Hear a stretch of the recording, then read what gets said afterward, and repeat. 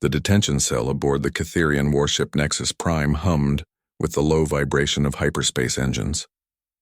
Commander Zixtal clicked his mandibles in satisfaction as he observed the human prisoner through the energy barrier. The creature sat motionless on the metal bench, its pale skin marked with cuts and bruises from capture. What a pathetic specimen. So this is what the humans call their finest warrior? Zixtal's voice carried the typical arrogance of his species. The Catherians had conquered 17 star systems in the past decade, and no species had ever posed a real challenge. Their chitinous exoskeletons could deflect small arms fire. Their forearms allowed them superior combat capability, and their compound eyes gave them nearly 300-degree vision. The human looked up slowly. Marcus Rodriguez, according to the intelligence files stolen from Earth's military networks. Age 32, listed as a Navy SEAL in their primitive ranking system. The designation meant nothing to Zixtal. Earth's defenders had fallen within hours when the Catherian fleet arrived. Their weapons barely scratched Catherian armor, and their tactics were laughably simple. "Tell me about this SEAL designation," Zixtal demanded, his translator converting his clicks and hisses into human speech. "Our analysts are curious about your military structure before we finish processing your homeworld." Marcus remained silent, his dark eyes studying the alien commander. The human's composure irritated Zixtal. Most species begged or raged when captured. This one simply watched and waited. "Perhaps you don't understand your situation," Zixtal continued, moving closer to the energy barrier. "Your planet's defense forces lasted exactly 4 hours and 17 minutes. Your orbital stations were destroyed without damaging a single Catherian vessel. We are currently en route to the processing facility, where your people will be sorted for various purposes. Some will become laborers. Others will serve as test subjects for our medical research. The attractive ones might even survive as entertainment." Still no reaction from the human. Zixtal's mandibles clicked faster in annoyance. "You humans fascinate me with your delusions of importance. Do you know how many species have claimed to be warriors when we conquered them? The Vorthak called themselves death dealers. The Zephyrians claimed their storm guard were unbeatable. Yet here we are, adding their territories to our empire while they serve in our labor camps." Marcus finally spoke, his voice calm and measured. "How many ships in your fleet?" The question caught Zixtal off guard. "What, your invasion fleet? How many ships?" Zixtal laughed, a sound like breaking glass. 57 capital ships, 200 destroyers, and 400 support vessels. More than enough to crush any resistance your species might organize. Why do you ask? Planning some heroic escape? Just curious. Marcus leaned back against the wall. "And crew complement?" "Each capital ship carries 1,500 crew members. Destroyers have 300. Support ships vary between 50 and 200. Zixtal found himself answering despite his better judgment. There was something hypnotic about the human's direct questioning. "In total, approximately 200,000 Catherian warriors participated in your conquest." "That's a lot of resources for one small planet," Marcus observed. "Your high command must have considered Earth a significant threat." Zixtal's laughter turned harsh. "Threat? Your world couldn't threaten a single destroyer. We brought overwhelming force because it's efficient. Quick conquest means fewer casualties on our side and faster processing of assets. Makes sense." Marcus nodded thoughtfully. "How long until we reach this processing facility?" 3 standard days. Not that it matters to you." Zixtal studied the human more carefully. The prisoner's calm demeanor was unsettling. Most captives showed fear, anger, or despair by now. This one seemed to be conducting an interview. "What are you thinking about in there, human? Planning some desperate attack with your bare hands?" Marcus smiled for the first time since his capture. It wasn't a pleasant expression. "I'm thinking about how much your fleet cost to build. 57 capital ships represents decades of construction, millions of crew members trained from birth, and probably half your empire's military budget, all concentrated in one place for a routine conquest operation. Your point?" "No point. Just an observation." Marcus stood and walked to the small porthole in his cell wall. Outside, the swirling colors of hyperspace painted his face in shifting hues. Beautiful view from here. Almost like being underwater.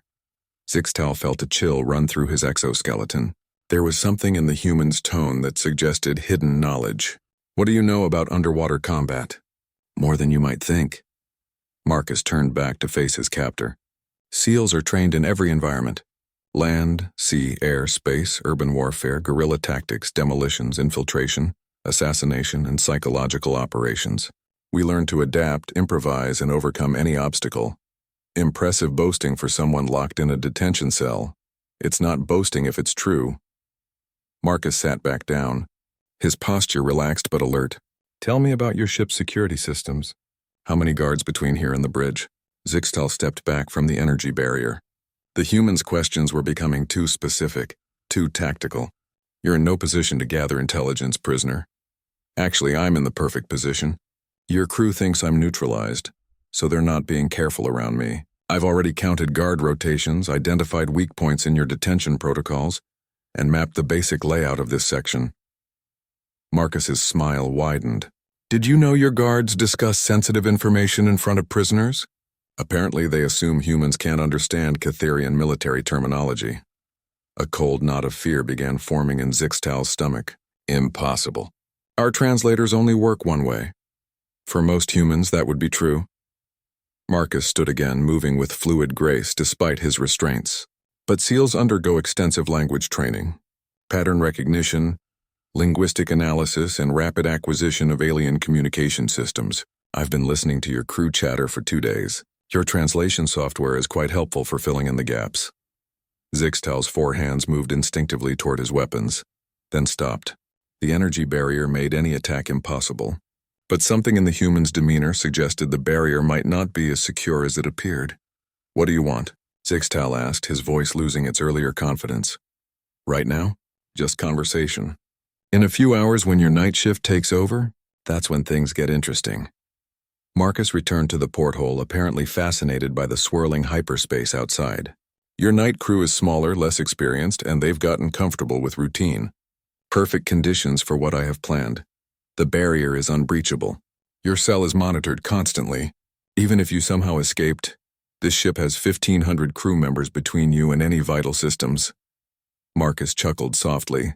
Commander, has your species ever heard the phrase home field advantage? This is a Catherian vessel. We have every advantage here. That's where you're wrong. Marcus turned back to face Zixtal, and his expression was no longer calm. It was predatory. You brought your entire fleet into my territory.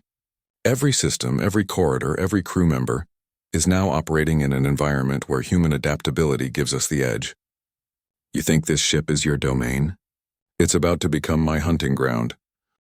The night shift aboard the Nexus Prime moved with practiced efficiency through dimmed corridors. Junior guard Krillax yawned as he approached the detention level, his compound eyes struggling to adjust after spending his break in the bright recreation areas. The human prisoner had been quiet for hours, probably sleeping like the defeated creature he was.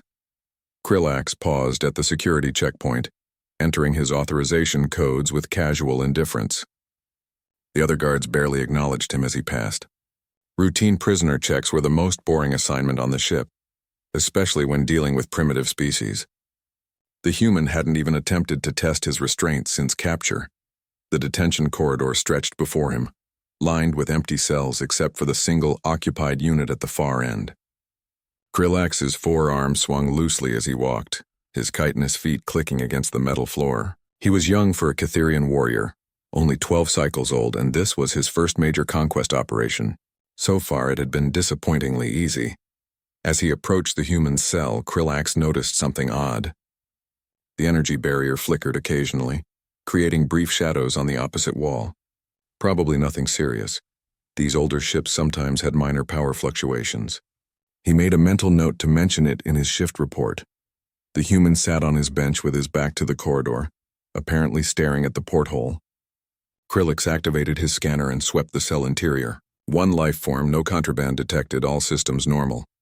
He was about to move on when the human spoke without turning around. Beautiful night for a walk, isn't it? Krillax stopped, mandibles clicking in confusion. What did you say? The hyperspace streams look different at night.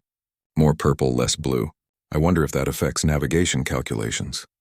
Marcus still hadn't turned around, but his voice carried clearly through the barrier. Prisoners are not authorized for conversation during night hours. Krillax recited the regulation automatically, though he found himself curious about the human's casual demeanor. Of course, my apologies. Marcus finally turned, and Krillax was struck by how alert the prisoner looked despite being confined for 3 days. Most captives showed signs of depression by now. Poor posture, vacant stares, defeated expressions. This one looked like he was planning his next meal. Krillax was about to continue his patrol when he noticed something that made his blood run cold. The human's restraints were still in place, but they looked different somehow.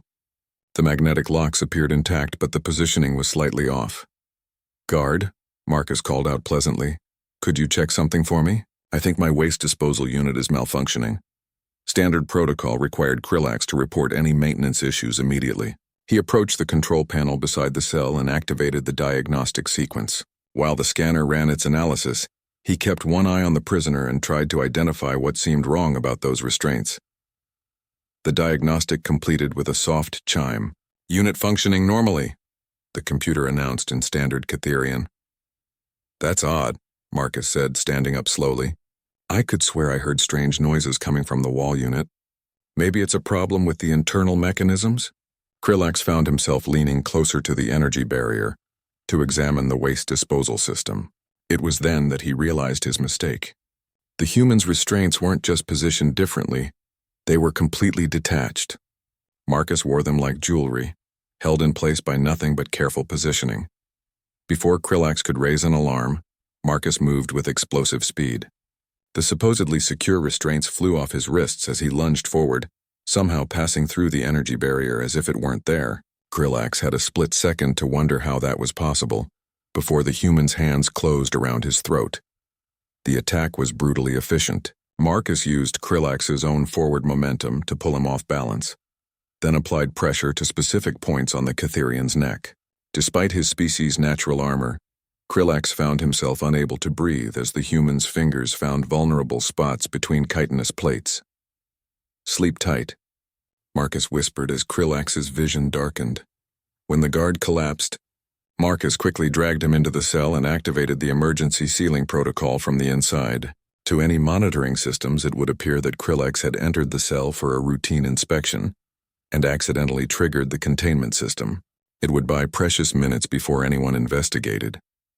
Marcus stripped Krillax of his weapons, communication device, and security badges. The Catherian's sidearm felt alien in his hands, but the basic principles were familiar enough. Point, aim, fire. The communication device was more complex, but he'd been listening to Catherian tactical chatter long enough to understand the basic command structure. The energy barrier had been surprisingly easy to circumvent once he understood its operating frequency. Catherians built their technology for durability and reliability, not security against human ingenuity. 3 days of careful observation had revealed that the barrier's power source was located in the wall panel next to his cell.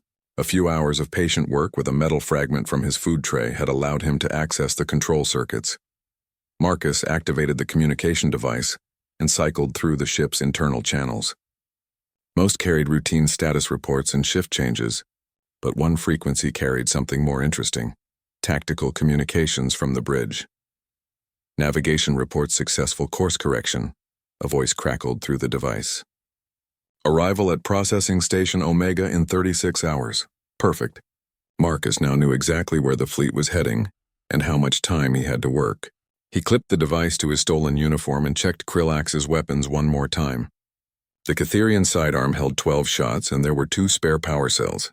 Not much firepower for taking on 1,500 crew members, but SEALs were trained to make the most of limited resources. The corridor outside his cell stretched in both directions, dimly lit and apparently empty. Marcus consulted the mental map he'd been building since capture. The detention level was 3 decks below the main crew quarters, 5 decks below the bridge, and 2 decks above the engineering sections. His primary objectives were clear: gather intelligence, disrupt ship operations, and, if possible, find a way to contact Earth's remaining forces. He moved silently down the corridor, every sense alert for signs of other crew members. The ship's night cycle meant reduced staffing, but there would still be guards at key locations.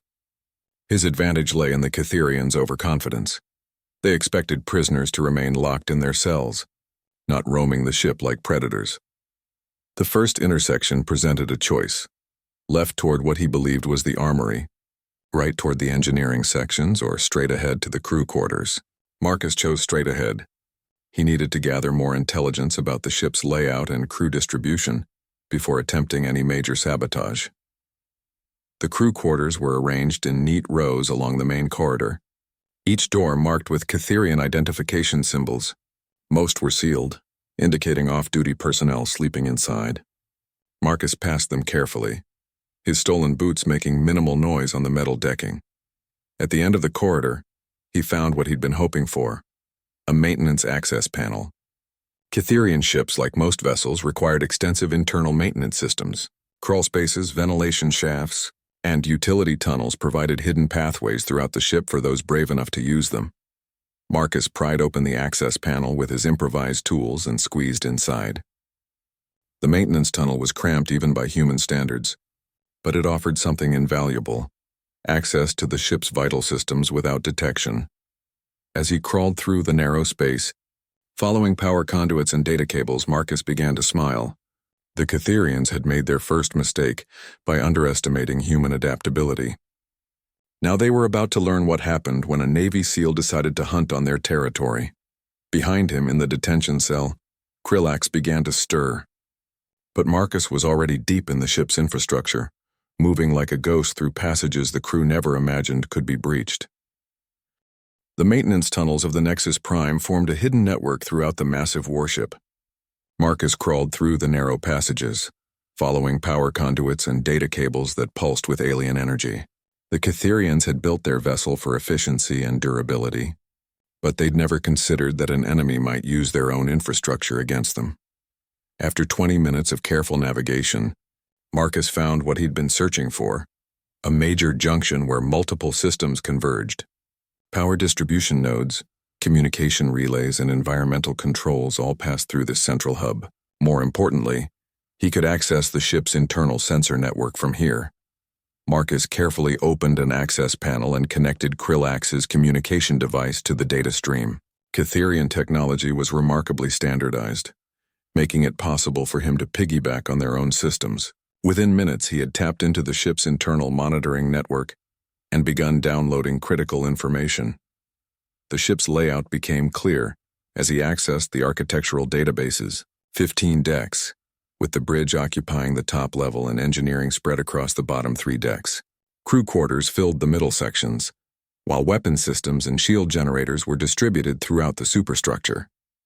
Most importantly, he located the ship's computer core, a heavily shielded section on Deck 7 that controlled all major systems. Marcus also discovered something troubling in the tactical databases. The Catherian fleet wasn't just heading to a processing station. They were rendezvous with an even larger force, over 300 additional ships that would form the backbone of their next conquest operation. Earth had been just the beginning.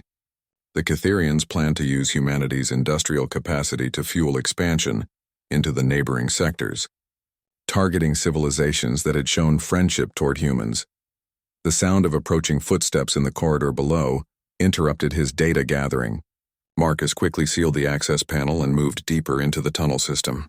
Through the ship's internal sensors, he could see Krillax stumbling through the detention level, finally awake and raising alarms about the escaped prisoner. "Security alert," came the announcement over the ship's communication system. "Human prisoner has escaped detention. All units report to assigned search sectors. Prisoner is considered dangerous but lightly armed." Marcus smiled grimly at the assessment. They had no idea how dangerous he really was. He continued through the maintenance system until he reached a junction near the ship's armory. Here, the tunnels were larger to accommodate the massive power feeds required by the weapon storage systems. Marcus could hear Catherian voices through the walls as search teams organized their hunt. The armory's security was impressive by alien standards: multiple locks, energy barriers, and armed guards.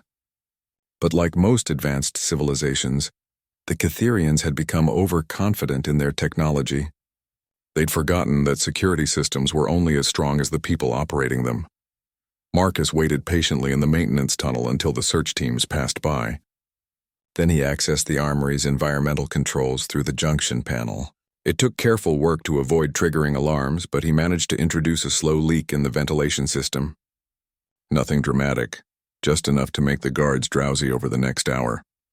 While the environmental sabotage took effect, Marcus moved to his next target: the ship's communication array. If he could access the main transmitter, he might be able to send a warning to Earth's surviving forces about the incoming reinforcements. The communication center was located on Deck 12, heavily protected and constantly monitored, but Marcus had learned something important from the ship's architectural database. The primary communication array shared power systems with the recreational facilities. The Catherians, like most military species, had learned that keeping troops entertained was essential for morale during long deployments. Marcus found the recreational deck and slipped out of the maintenance tunnels into a darkened gaming area. The space was filled with alien entertainment devices, most of them inactive during the night cycle.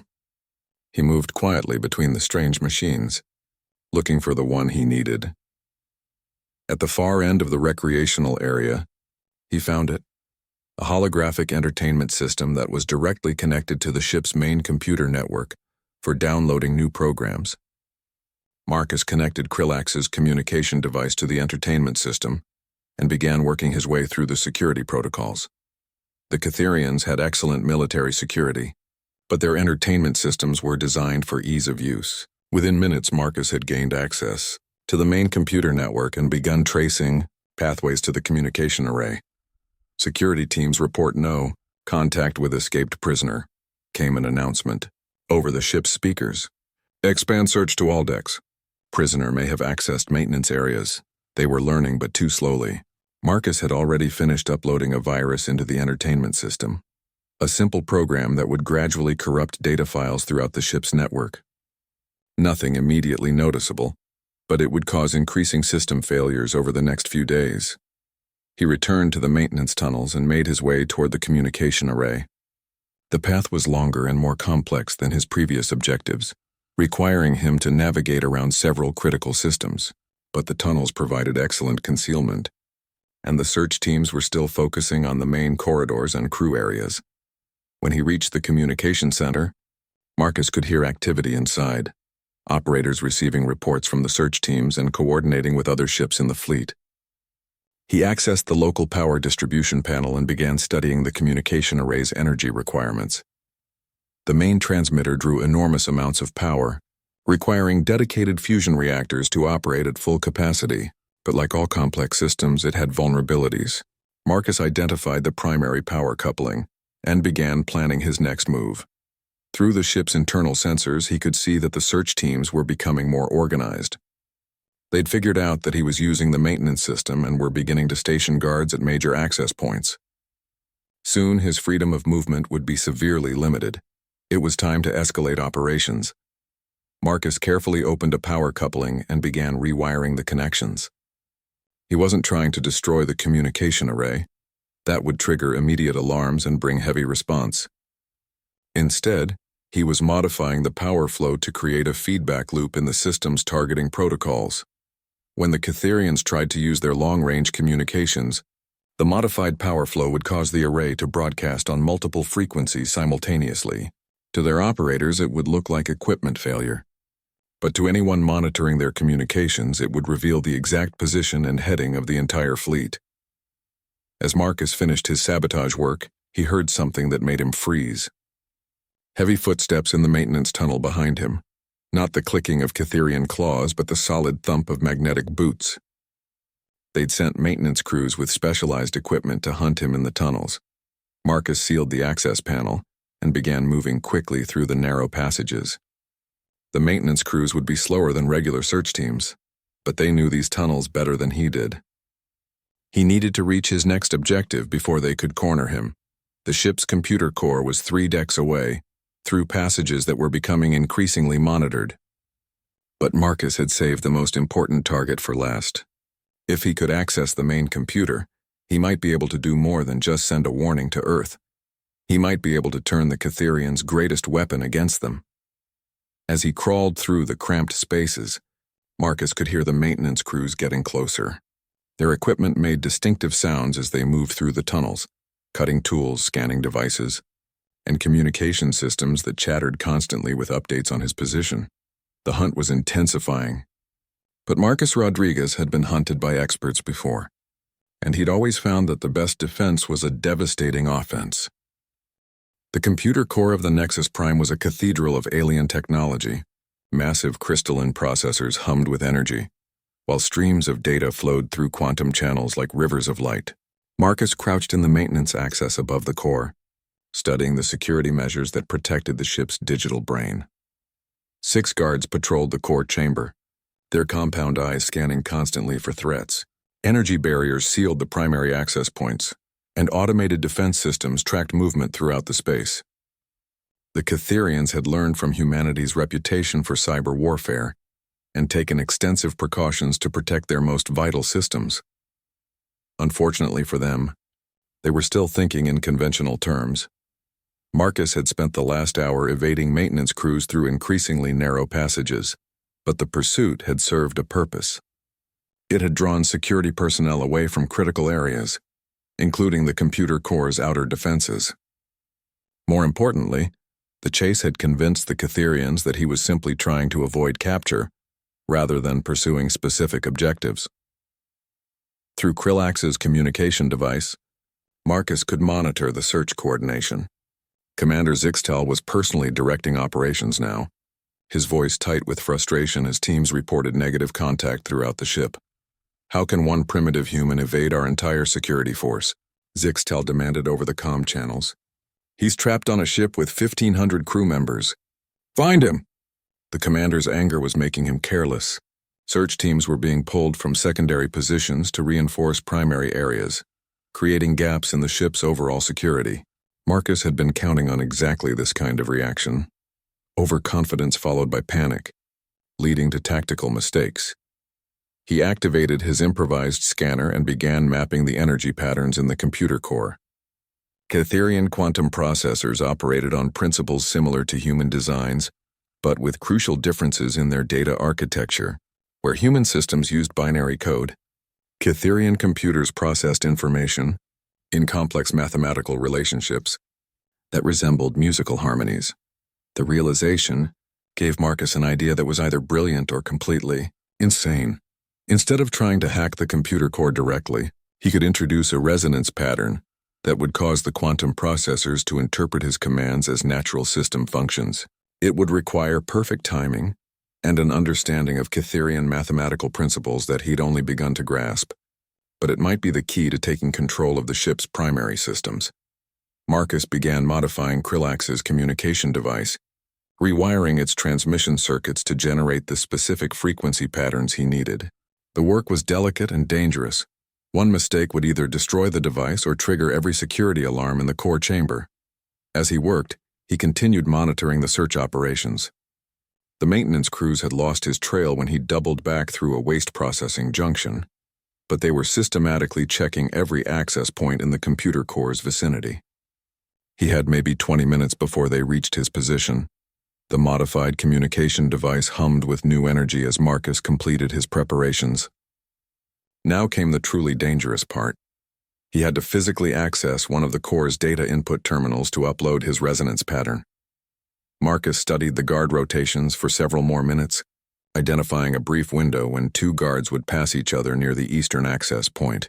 He would have exactly 47 seconds to drop from the maintenance tunnel, access the terminal, upload his program, and return to the tunnels before the guards completed their patrol circuits.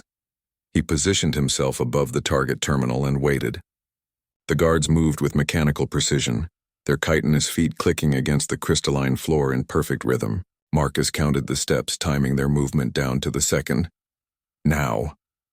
Marcus dropped silently from the maintenance tunnel, his stolen boots making no sound as he landed beside the data terminal. His fingers flew over the alien interface, translating the resonance patterns into command sequences that the computer would accept as legitimate system updates. The upload progress crawled across the terminal's display. 20%, 40%, 60%. Marcus could hear the guards approaching their turning points in the patrol pattern. If either of them looked in his direction now, the mission would end in a firefight he couldn't win. 80%, 90%. The Eastern Guard stopped at his turning point and seemed to study the area where Marcus crouched.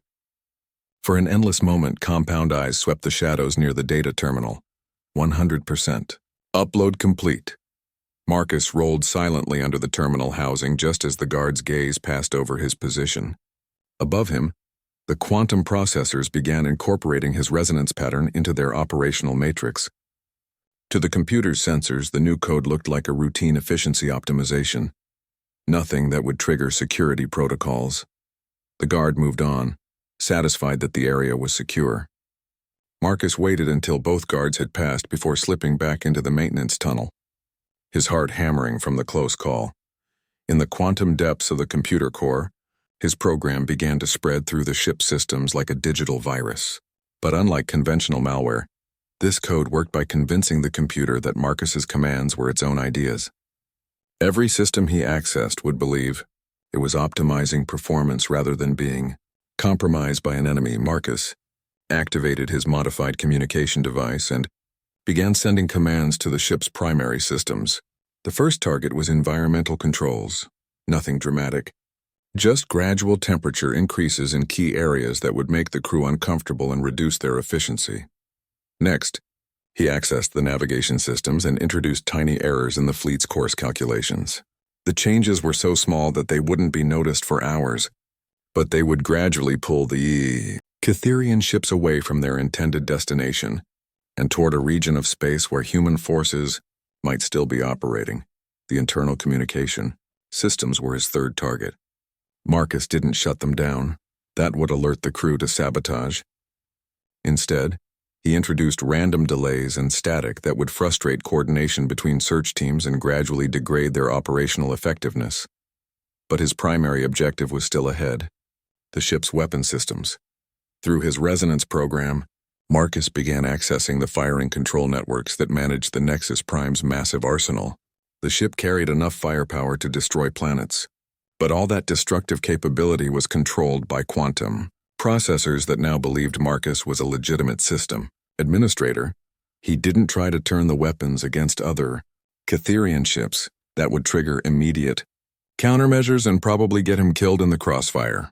Instead, he began modifying the targeting algorithms that controlled weapon accuracy and range calculations. When the Cytherians next fired their weapons in combat, they would find that their supposedly perfect targeting systems had developed mysterious flaws. Shots that should have been direct hits would miss by crucial margins. Energy weapons would lose power at maximum range. Missile systems would experience guidance failures at the worst possible moments.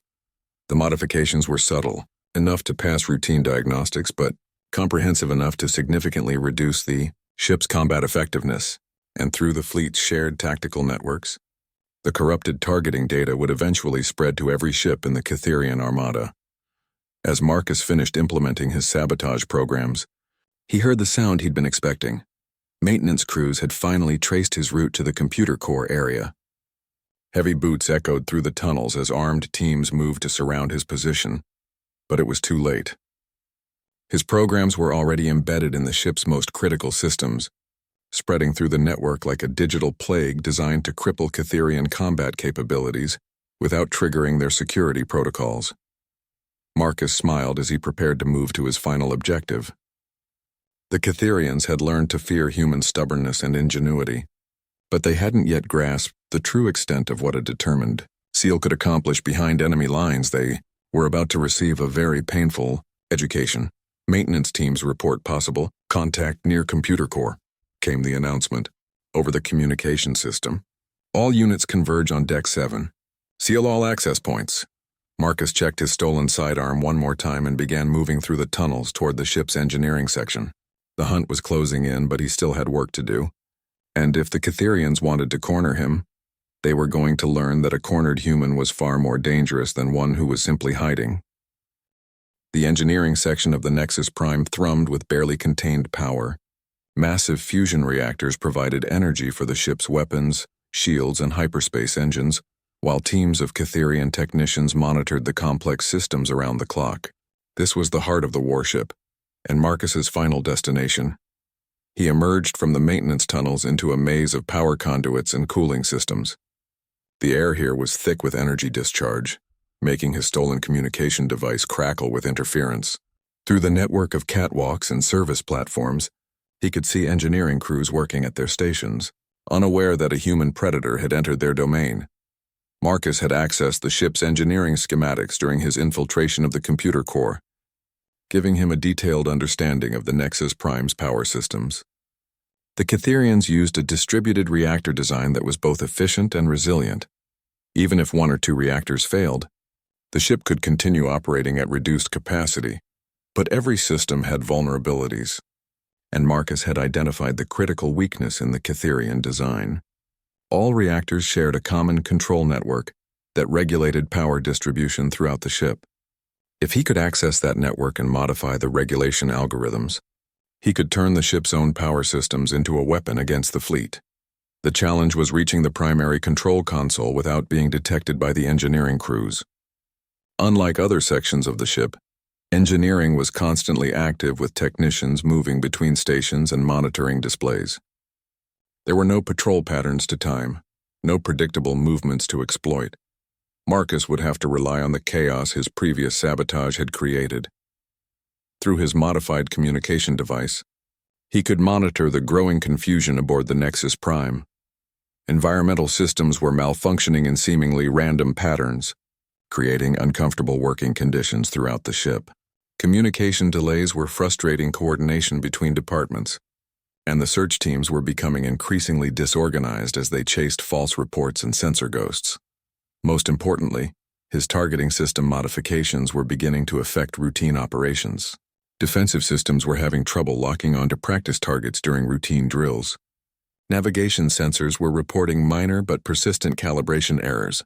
The problems were subtle enough that most crew members attributed them to equipment aging rather than sabotage, but they were undermining confidence in the ship's systems.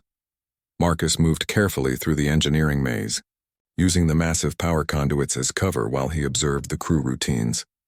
The Catherians were methodical workers, but they'd grown comfortable with their technology's reliability. They trusted their instruments completely and rarely questioned anomalous readings. That trust was about to become their downfall. Marcus waited until a shift change began in the engineering section. During the handover period, attention would be focused on status reports and system briefings rather than security monitoring. He slipped between the massive reactor housings and made his way toward the primary control console. The control station was operated by two senior technicians whose chitinous shells bore the marks of decades in engineering service. They were deep in conversation about power, fluctuations that had been plaguing several secondary systems, fluctuations that Marcus had introduced through his computer core infiltration. Third, malfunction this cycle. One technician clicked to his colleague. Diagnostic routines show no problems, but efficiency is down 0.7% across multiple systems. Age degradation, the other replied dismissively. These older ships require constant maintenance adjustments. Submit a report for the next maintenance cycle. Perfect. They were already attributing system problems to normal wear rather than sabotage. Marcus crept closer to the control station, staying in the shadows cast by the massive power regulators. He needed to access the primary console for only a few minutes to upload his final program. A maintenance alarm suddenly echoed through the engineering section, causing both technicians to look up from their displays. Cooling system alert on Reactor 7, the computer announced in calm Catherian. Technician response required. Marcus smiled as he recognized his own handiwork. The environmental sabotage he'd implemented earlier was finally cascading into more serious system alerts. The technicians would have to investigate personally, leaving the control station temporarily unattended. Both Catherians grabbed their diagnostic equipment and hurried toward Reactor 7, their heavy footsteps echoing through the engineering space. Marcus waited until they disappeared behind the reactor housing before emerging from his hiding place and approaching the control console. The primary power distribution interface was more complex than anything he'd encountered on the ship. Streams of data flowed across multiple displays showing power flows, efficiency ratings, and safety parameters for every system aboard the Nexus Prime, but underlying all the complexity was a familiar principle. Energy had to be controlled and directed to be useful. Marcus plugged his modified communication device into the console's data port and began accessing the power regulation networks. His computer core infiltration had given him administrative access to most ship systems, but the power grid required additional security clearances that he didn't possess. Fortunately, he didn't need to take control of the reactors directly. Instead, he began modifying the algorithms that regulated power distribution during combat operations. When the ship's weapon systems demanded maximum energy output, his modified code would create deliberate imbalances in the power grid. The changes were elegant in their simplicity. During normal operations, the reactors would function perfectly. But when combat systems activated and demanded full power, the regulation algorithms would introduce feedback loops that would cause cascading failures throughout the ship's energy network. The Nexus Prime would literally tear itself apart with its own power when it tried to fight. As Marcus worked, he could hear the technicians returning from their investigation of Reactor 7. Their conversation carried clearly across the engineering space as they discussed the mysterious cooling anomaly that had somehow corrected itself before they arrived. Marcus finished uploading his final sabotage program just as the technicians rounded the corner of the reactor housing. He unplugged his device and rolled under the control console, pressing himself against the deck plating as chitinous feet approached. "System status appears normal," one technician observed as he resumed his position at the console. "All power distribution parameters within acceptable ranges." "Submit a maintenance request anyway," his colleague replied. "These anomalies are becoming too frequent to ignore." Marcus lay motionless under the console, listening to the technicians work above him. His program was now embedded in the ship's power grid, virtually undetectable unless someone specifically looked for the modifications he'd made. And even then, the changes would appear to be routine efficiency optimizations rather than sabotage. The sound of approaching footsteps from multiple directions made Marcus freeze. Heavy boots echoed through the engineering space as armed search teams finally reached this section of the ship. He could hear Commander Zixtel's voice over the communication system, directing teams to seal all exits and conduct a deck-by-deck search. "The human is cornered," Zixtel announced. "He's been traced to the engineering section. Begin systematic sweep of all areas. Use maximum caution. The prisoner has already demonstrated dangerous capabilities." Marcus checked his stolen sidearm one final time. 12 shots remaining plus 2 spare power cells. Against potentially dozens of armed Catherians, it wasn't much firepower, but he'd accomplished his primary mission. His sabotage programs were embedded in every critical system aboard the Nexus Prime, and through the ship's network connections, they would eventually spread to other vessels in the fleet. The Catherians had superior technology, overwhelming numbers and home field advantage, but they'd never faced an enemy who could turn their own systems against them from within. The hunt was closing in, but Marcus Rodriguez had already won the real battle. Now he just had to survive long enough to see the results of his work. Heavy footsteps approached the control station from multiple directions. The technicians above him were beginning to notice the unusual activity as armed teams spread throughout the engineering section. "What's happening?" one technician asked nervously as soldiers took positions around the reactor housings. "Security sweep," came the curt reply from a search team leader. "Continue normal operations but report any anomalous readings immediately." Marcus smiled grimly as he prepared for what might be his final fight.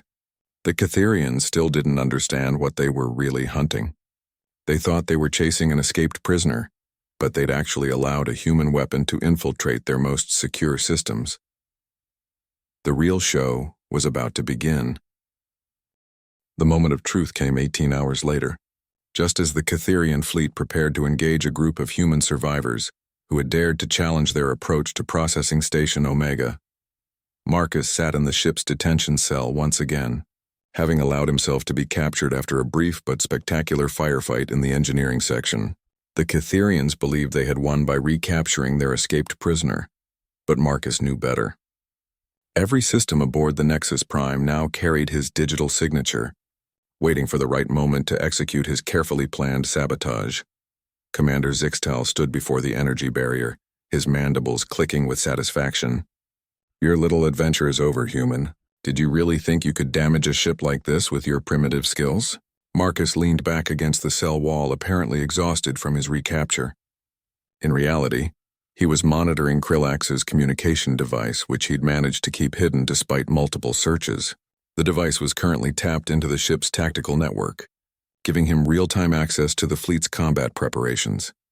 5 human vessels detected at coordinates 77 Alpha, came the report over the tactical channel. Light cruiser class, minimal armor, outdated weapon systems. Estimated time to engagement 14 minutes. Marcus felt a surge of pride. Somewhere out there, his fellow humans had refused to give up despite overwhelming odds. They were probably the remnants of Earth's deep space patrol, ships that had been too far from home to participate in the planet's defense. Now they were mounting a desperate attack against impossible odds. Hoping to disrupt the Catherian advance, they were about to get more help than they could imagine. Weapon systems to full power, Zixtal commanded over the ship's communication system. All vessels prepare for combat engagement. These humans will serve as an excellent demonstration of Catherian superiority. Marcus smiled as he felt the ship's massive reactors ramp up to combat levels. Throughout the Nexus Prime, power flowed through the modified distribution networks he'd sabotaged, carrying his digital viruses deeper into every system. The targeting algorithms he'd corrupted began activating as weapon systems came online, introducing tiny but critical errors into firing solutions. Weapons charged and ready, came the report from the bridge. Primary batteries showing optimal power levels. That was about to change. Marcus's power distribution sabotage activated simultaneously across all major systems. The careful modifications he'd made to the regulation algorithms created a cascade of feedback, loops that raced through the ship's energy network like a digital wildfire. The first sign of trouble came from the weapon systems themselves. The massive energy cannons that should have been perfectly calibrated began showing power fluctuations. Targeting computers that had been functioning flawlessly for decades suddenly couldn't maintain lock on their targets. Missile systems experienced guidance failures as their control. Circuits received corrupted data from the ship's navigation network. Engineering reports power anomalies in weapons grid. Came the confused announcement from the bridge. All systems showing intermittent failures. But the sabotage was just beginning. Marcus's computer core infiltration had spread his viral programs throughout the ship's network, and now they all activated in perfect coordination. Environmental controls began cycling randomly, creating chaos in crew areas. Communication systems experienced cascading delays that made coordination between departments impossible. Even basic ship functions like artificial gravity began showing instability. Multiple system failures reported, the bridge called out in growing panic. Weapons, navigation, communications, life support all showing critical errors. Zixtal's compound eyes widened as he realized what was happening. "The human," he hissed, whirling to face Marcus's cell. "What did you do to my ship?"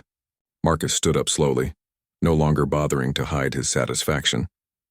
"I turned your greatest strength into your greatest weakness. Your technology is impressive, Commander, but it all depends on one thing: trust. Your computers trust the data they receive. Your systems trust the commands they're given, and now they all trust me." Through the ship's sensors, Marcus could see the human vessels accelerating toward the Catherian fleet. They were outnumbered 50-1, outgunned by orders of magnitude and facing certain destruction. But they were about to discover that their enemy's most powerful warship had suddenly become a liability rather than an asset. The Nexus Prime tried to fire its main weapons at the approaching human ships. The massive energy cannons charged to full power, drawing enormous amounts of energy from the ship's reactors. But Marcus's sabotage protocols chose that moment to execute their final phase.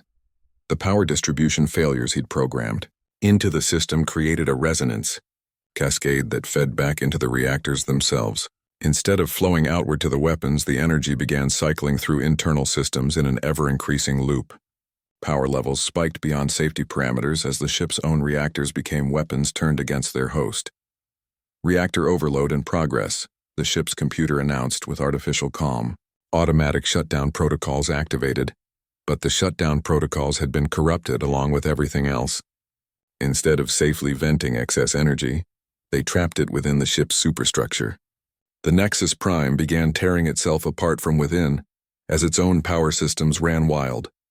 Emergency lighting bathed the corridors in red as primary systems failed throughout the ship.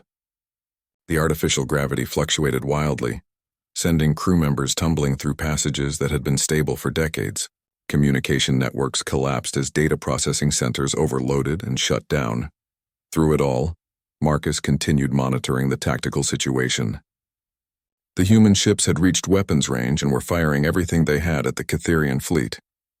Their light weapons shouldn't have been capable of damaging heavy cruisers, But Marcus's targeting system, sabotage had spread to other ships through the fleet's shared tactical network. Cytherian vessels that should have easily destroyed.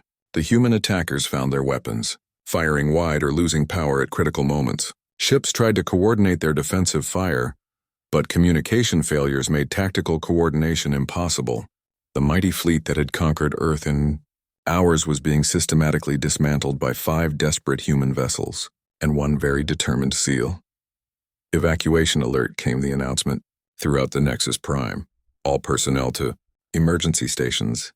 Reactor containment failure imminent. Zixtal stared at Marcus through the energy barrier, his mandibles clicking rapidly in a display of fear and rage. You've destroyed us all. This ship carries 1,500 crew members. Your ship destroyed my planet and killed billions of my people, Marcus replied calmly. Did you think there wouldn't be consequences? The energy barrier flickering as power systems throughout the ship began failing. Soon the detention cells would lose containment, but it hardly mattered now. The Nexus Prime was dying, and there was nowhere to run on a ship that was tearing itself apart. Through his communication device, Marcus could hear reports from across the fleet.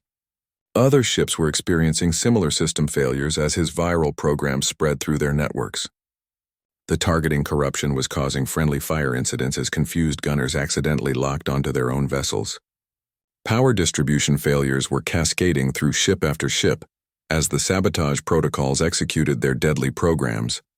The greatest military fleet in Cytherian history was destroying itself, and the 5 human ships that had seemed doomed were now the predators in this battle. Marcus sat back down and closed his eyes, listening to the sounds of his enemy's defeat. He'd probably die when the Nexus Prime's reactors finally exploded, but he'd completed his mission. The Cytherian fleet was neutralized, the processing station would never receive its expected reinforcements, and somewhere in the darkness of space, human survivors were proving that Earth would never truly surrender. The energy barrier finally failed completely as the ship's power grid collapsed. But Marcus didn't try to escape. He'd already accomplished everything he'd set out to do. They had laughed at the captive human, dismissing him as just another primitive prisoner. But he'd shown them what a Navy SEAL really was, not just a warrior, but a force of nature that could turn any battlefield to his advantage. The last thing Marcus heard before the reactors exploded was the sound of human voices on the communication channels, coordinating salvage operations as they moved through the wreckage of the once mighty Cytherian fleet. Humanity would remember this day as the moment they learned that even in defeat, they could still find victory. And across the galaxy, other species would learn a valuable lesson about underestimating the ingenuity and determination of the human race.